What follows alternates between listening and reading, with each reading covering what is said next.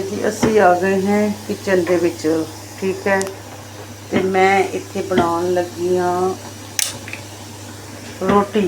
रोटी आ देखो जी, आया जी आटा लिआंदा कढ़ के फिर इहदे विचों, ते आ पई साडी सालन पुराना 2 दिन पहले दा सालन पिया वा फ्रिज दे विच जम्मिया, ते इहनूं लगाउण लगी तड़का।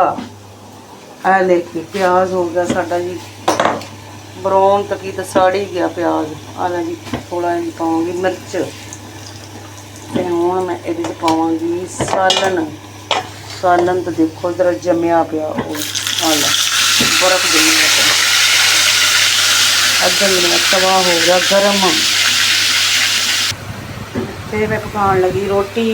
पेड़े बना दिते, बनाने लगी पराठे। तवा मेरा हो गया गर्म, धुआं छड्डन दिया, ते सालन हले कोई नहीं पिघलिया। आ देखो जी बर्फ दे विच जम्मिया पिया, ते हुण इहनूं ढक्कन दे दिंदे, इहनूं पिघल बर्फ ते पिघल जावे, तो फिर पकाने असीं रोटी।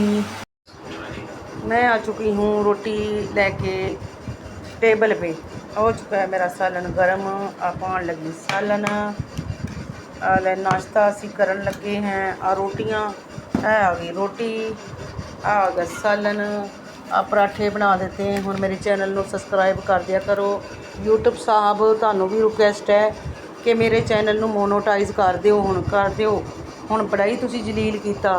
3 साल हो गए तुसीं मेरे चैनल नूं मोनोटाइज़ नहीं करदे पे। की तुहाडा मैं गुनाह कर लिया यूट्यूब साहब? तुसीं मेरा चैनल मोनोटाइज़ क्यों नहीं करदे पे? ला लिओ, कर दिओ। मैं भी मेहनत करदी पई हाँ 2022 तो लैके आ देख लै 2025 हो गया। हुण की मैं हले बुढ़े हो गई हाँ? होर मेरा इंतज़ार करना जदों मैं लट्ठी पकड़नी हत्थ 'च?